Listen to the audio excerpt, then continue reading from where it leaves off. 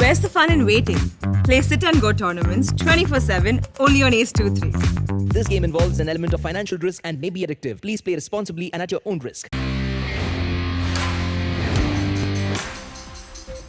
2022 में कई राज्यों में विधानसभा चुनाव होने हैं, जिसे लेकर सभी पार्टियां अपनी तरफ से पुरजोर कोशिश कर रही है। इसी बीच आम आदमी पार्टी ने सभी राज्यों में विधानसभा चुनाव लड़ने का ऐलान किया। साथ ही दिल्ली मॉडल के तर्ज पर गोवा, पंजाब, उत्तर प्रदेश और उत्तराखंड में चुनावी वादे किए।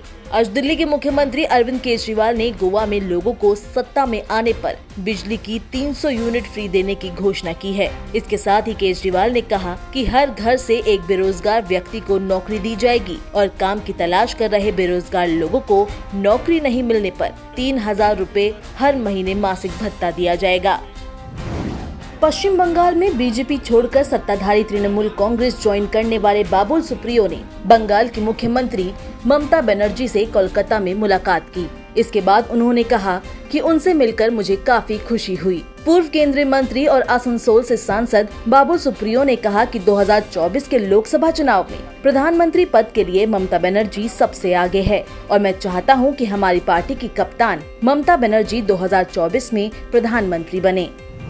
पश्चिम बंगाल में भारतीय जनता पार्टी के कई नेताओं के दल बदल के बीच पार्टी ने बड़ा फेरबदल किया है।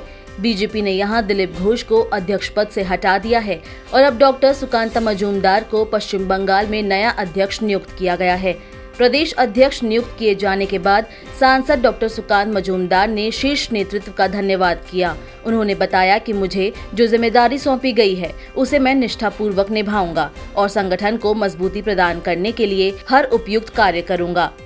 वहीं दिलीप घोष को नई जिम्मेदारी सौंपी गई है। दिलीप घोष को अब राष्ट्रीय उपाध्यक्ष बना दिया गया है। वहीं पार्टी ने इसके साथ ही पिछले दिनों उत्तराखंड के राज्यपाल के पद से इस्तीफा देने वाली बेबी रानी मौर्य को राष्ट्रीय उपाध्यक्ष नियुक्त किया है। मौर्य के इस्तीफे के बाद से कयास लगाए जा रहे थे कि आने वाले उत्तर प्रदेश विधानसभा चुनाव के मद्देनजर उन्हें भाजपा में कोई जिम्मेदारी दी जा सकती है। स्वास्थ्य मंत्रालय द्वारा जारी किए गए आंकड़ों के मुताबिक देश में 26,115 नए मामले सामने आए और इस दौरान 252 लोगों को कोरोना के कारण अपनी जान गंवानी पड़ी। अब तक कुल 4,45,385 लोग कोरोना के कारण अपनी जान गंवा चुके हैं। वहीं 34,469 लोगों ने कोरोना को मात दी, जिसके बाद कुल रिकवर हुए लोगों की संख्या 3,27,49,574 हो गई है। नए मामलों के मुकाबले रोजाना ठीक होने वाले मरीजों की संख्या अधिक रही, जिससे एक्टिव केस में कमी आई है।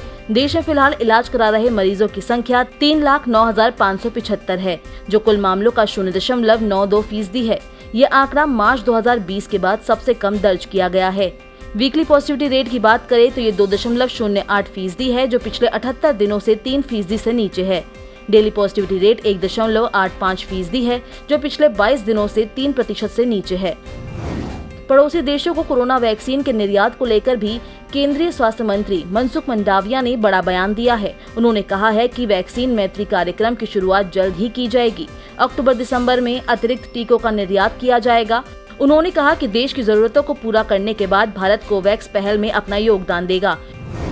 कोरोना के प्रसार को रोकने के लिए कई देशों ने अपने स्तर पर उपाय किए हैं, जिसमें हवाई यात्रा पर प्रतिबंध भी शामिल किया गया है। अब जैसे जैसे मामलों में कमी देखी जा रही है और लोगों को वैक्सीन की डोज दी जा रही है, वैसे वैसे प्रतिबंधों में ढील देने का काम चल रहा है। अमेरिका ने घोषणा की है कि वो नवंबर में सभी हवाई यात्रियों पर कोविड ट्रैवल बैन हटा देगा, यदि वे टीके की दोनों डोज ले चुके हैं और टेस्टिंग और कॉन्ट्रैक्ट ट्रेसिंग की प्रक्रिया से गुजर चुके हैं। वहीं ब्रिटिश सरकार ने कहा है कि अफ्रीका, दक्षिण अमेरिका, संयुक्त अरब अमीरात, भारत, तुर्की, जॉर्डन, थाईलैंड या रूस में वैक्सीनेशन कराने वाले किसी भी व्यक्ति को अनवैक्सीनेटेड माना जाएगा। ऐसे यात्रियों को यूनाइटेड किंगडम पहुंचने पर 10 दिनों के लिए अनिवार्य क्वारंटीन में रहना होगा, जिसके बाद कांग्रेस के लोकसभा सांसद शशि थरूर ने ऐलान किया कि ब्रिटेन की वो अपनी यात्रा को कैंसिल कर रहे हैं। उन्होंने ब्रिटेन की नीति को भेदभावपूर्ण करार दिया है।